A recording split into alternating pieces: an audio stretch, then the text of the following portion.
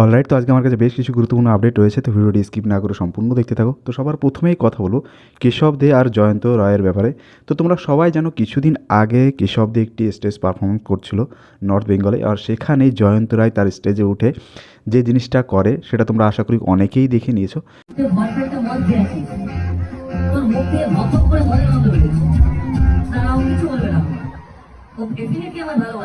আর এরপরেই কন্ট্রোভার্সি শুরু হয়ে যায় এবং যার পরে সাধারণত বেশিরভাগ মানুষই জয়ন্ত রায়কে দোষী করছিল, আর যার জন্য জয়ন্ত রায় একটি ভিডিওর মাধ্যমে জানায় যে অ্যাকচুয়ালি কী ঘটেছিল। এবং এরপরেই দেখা যায় যে কিছুদিন পরে জয়ন্ত রায় যে ভিডিওটি করেছিল সেটা সে ডিলিট করে দেয়। তুমি তোমার পাশে যখন প্রণামও করতেছি, তুমি তাও গানটা রানিং করতে পারতে। জুবিন স্যারের গান করলে না কোনোদিনও জুবিন স্যার হওয়া যায় না। আমরা নর্থ বেঙ্গলের মানুষরা যেটাই করি, কাউকে ছোট করে না কোনোদিনও বড় হতে চাই না। যা হই নিজের দমে হই, করতে পারলে করবো, না পারলে করবো না। কিন্তু তোমার মতন কারো পকেটে চেন ঢুকিয়ে দিয়ে একটা ফ্যান যদি তোমার একটু পা ধরতে যায়, প্যান্ট টানা পড়ে, সেই ফ্যানকে তুমি যাতা বলো। তোমার মুখের সামনে যখন একটা ক্যামেরা চলে আসে, সেই ক্যামেরাম্যানকে তুমি যাতা বলো। আর আমি গিয়েছিলাম তোমাকে ভালোবাসি, তোমাকে ভালো লাগতো, এরা পা ছুঁয়ে প্রণাম করার জন্য তোমাকে সম্মান জানাইছি, কিন্তু এতটুকু বুঝে গেছি তুমি সম্মানের লোক না। এবং রিসেন্টলি কেশব দে একটি স্টেজ পারফর্ম করছিল এবং সেখানে সে জয়ন্ত রায়ের ব্যাপারে বলে, সে জয়ন্ত রায়ের ব্যাপারে যেটা বলেছে একদম ঠিক বলেছে। আপনাদের কি মনে হচ্ছে ঠিক করেছি না ভুল করেছি? আমি ঠিক করেছি স্টেজ থেকে ওকে সেদিন নামিয়ে দিয়ে। কেন বলবো? আমি গতকালকেও বলেছি এবং আমার মনে হচ্ছে উত্তরবঙ্গেই আমি কৈফিয়ত দেবো, কারণ ও উত্তরবঙ্গ দক্ষিণবঙ্গ নিয়ে ভেদাভেদ সৃষ্টি করছে।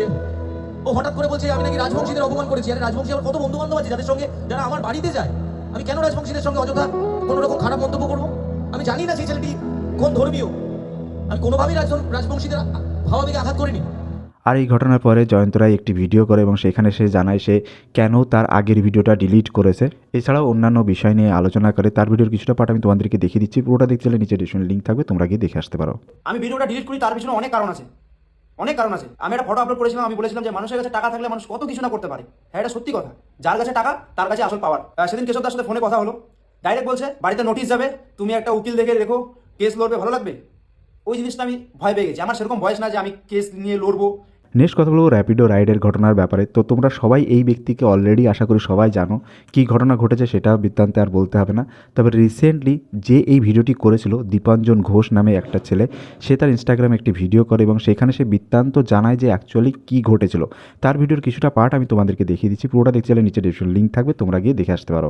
আমার মোটিভ ছিল যে এইরকম মানুষের আসল চেহারাটা সমাজের সামনে তুলে ধরা, সেটা আমি করেছি। এরকম নোংরা আর আমি তো সহ্য করবো না। তার জন্য যদি কারো খারাপ লাগে তো খারাপ লাগতে পারে। অনেকে আবার লিখেছে যে এরকম রাইট ক্যান্সেল করার জন্য ওনাকে আমি এটা একটা বদনাম দিচ্ছি। তো আমি এটাই তাদেরকে বলবো যে আমার ওনাকে রাইট ক্যান্সেল করে আমার কি লাভ হলো? 1.5-2 কিলোমিটার দূর থেকে পিক আপ করতে আসলাম আমি, ওনাকে কিছুটা বাইকে করে এগিয়ে দিয়ে নামালাম আমি। হ্যাঁ, আমি ওনার থেকে একটা পয়সাও চার্জ করিনি। তাহলে রাইটটা ক্যান্সেল করার কি লাভ? আমি রাইট ক্যান্সেল করা তাহলে আমি ওনাকে ওটিপি নিয়ে গাড়িতে বসাতাম কেন? নেক্সট কথা বলবো দ্য বঙ্গাইয়ের ব্যাপারে। তো রিসেন্টলি বঙ্গাই তার ইনস্টাগ্রাম স্টোরিতে একটি স্টোরি দেয় এবং সেখানে সে বলে 2026-এ যারা কন্টেন্ট ক্রিয়েটার হতে চাও বা যারা ইউটিউব বা ফেসবুকে ভিডিও আপলোড করে তাদের কেরিয়ার করতে চাও, তারা কীভাবে সেই জিনিসটা শুরু করবে সেই বিষয়ে তার ইনস্টাগ্রাম স্টোরিতে একটি স্টোরি দেয়। আর সেখানে সে যেটা বলে, নতুন যারা কন্টেন্ট ক্রিয়েটার তাদের আমি বলবো যে ভাইরাল হওয়ার পেছনে অনেকে আমার রাস্তাঘাটে দেখা হলে বলে দাদা ভাইরাল কী করে হবো, ভিউজ কী করে বাড়ি নেবো? দাদা ভাইরাল বা ভিউজ তো ইম্পর্টেন্ট, মানছি আমি, কিন্তু তার সাথে ব্র্যান্ড ইমেজও কিন্তু অনেক গুরুত্বপূর্ণ। দেখবে অনেক কন্টেন্ট ক্রিয়েটারই ভাইরাল হয়েছে, তাদের 1 বছর রমরমিয়ে মিলিয়ন ভিউজ পেয়েছে, আবার 2 বছর পর তাদের খুঁজেই পাওয়া যায়নি। আবার অনেক ক্রিয়েটার আছে যারা 10 বছর ধরে কন্টেন্ট বানিয়ে যাচ্ছে। তো সেইখানে আমার মনে হয় যে ব্র্যান্ড ইমেজের প্রতিও তোমাদের গুরুত্ব দেওয়া উচিত। ভিউজ প্রতি গুরুত্ব দাও, কিন্তু ভিউজের চক্করে এমন কিছু করে ফেলো না যেটা তোমার ব্র্যান্ড ইমেজ এফেক্ট করবে।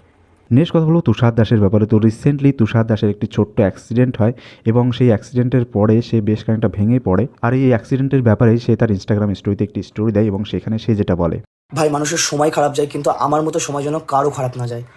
কালকে দুপুরবেলা ঠিক এই রকম হয়েছে। আমি স্কুটি নিয়ে যাচ্ছিলাম, একটা লোক দাঁড়িয়ে রয়েছে রাস্তা পার হওয়ার জন্য। আমি ভাবলাম যে হ্যাঁ আমাকে দেখেছে, সে হয়তো আমি চলে যাওয়ার পরে পারটা হয়ে যাবে। ভাই বাইকটা টুক করে সামনে দিয়ে এগিয়ে গেল, আমি গিয়ে মেরে দিলাম, পড়ে গেলাম। দেন এই জায়গাটা না অনেকটা ডিপ হয়ে কেটে গেছে, যেটা ওই পাদানি আছে না স্কুটির, ওই পাদানিটা ঢুকে গেছে। দেন এখানে 2 থেকে 3টে মতো সেলাই পড়েছে। আমি ঠিক এক্স্যাক্টলি জানি না, আমি অন্যদিকে ফিরেছিলাম, বন্ধুরা এক্স্যাক্টলি বলছে না কটা, ওরা বলছে দুটো। আর এই বাঁ হাতটা মুচকা লেগেছে, মানে এটা আমি এরকমও করতে পারছি না। তো এখনকার পর্যন্ত এইটুকুই। দেখা হচ্ছে নেক্সট ভিডিওতে, ততক্ষণের জন্য থ্যাংক ইউ অ্যান্ড বাই।